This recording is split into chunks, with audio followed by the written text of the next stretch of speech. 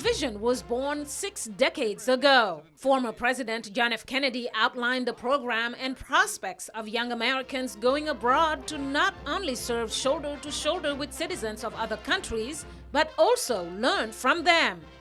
What is remarkable is that there is no salary for the members of the Peace Corps. They will go abroad and live on the same standard as people of other countries, but they will work with them 2 or 3 years, devoting part of their lives to peace and to strengthening the ties that bind men together all over the globe.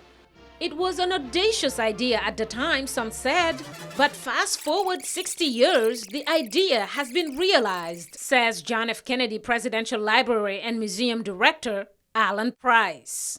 It's been a fantastic idea, thanks to the hard work of volunteers and the hard work of host countries. I think that the goal as a long-term strategy to promote peace and friendship has been largely successful. In the past 60 years, about 241,000 Peace Corps volunteers have served in more than 140 countries worldwide, says Peace Corps Acting Director Carol Spahn, who also noted a variety in the ages of participants. Peace Corps volunteers range in age from 20 to 85. The bulk of them, tend to be in their 20s. But when I was serving as country director in Malawi, we had one of the oldest serving volunteers at that time. She was 82 years old and just a pistol. She was terrific. Spahn was 26 when she decided to serve in the Peace Corps in Romania.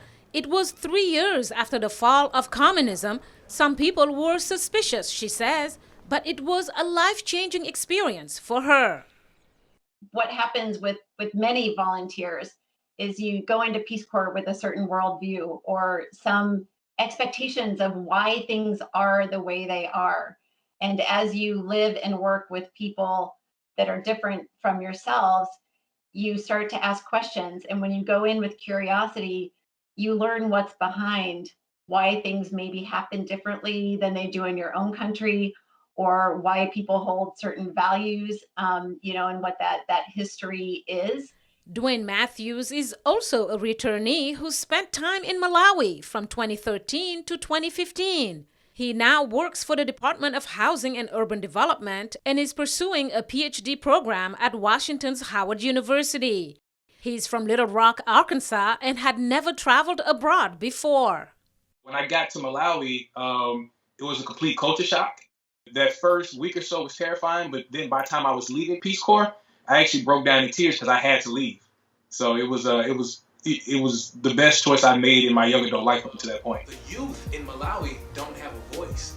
While there, he served as a community health advisor who worked on many projects. One of his proudest is securing a nearly $7,000 grant to help build a youth center, a project the community also contributed to, he said. The community, they actually donated like 30% of what we needed. So the community donated the land, they donated some of the labor, they donated some of the bricks and quarry stone. We actually had money remaining because of the community contribution, which is how we knew this project was going to be sustainable because the community wanted it. Christopher Destiche served in Guatemala from 2018 to 2020. He's now a regional recruiter for the Peace Corps. I lived in a small Mayan community. There's about 2,000 people in the community that I was in.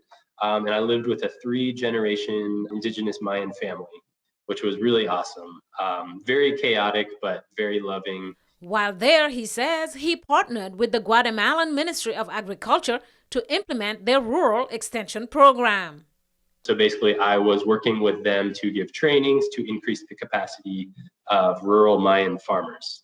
The objective was to increase their capacity to grow food and thereby decrease things like food insecurity, malnutrition, and hunger.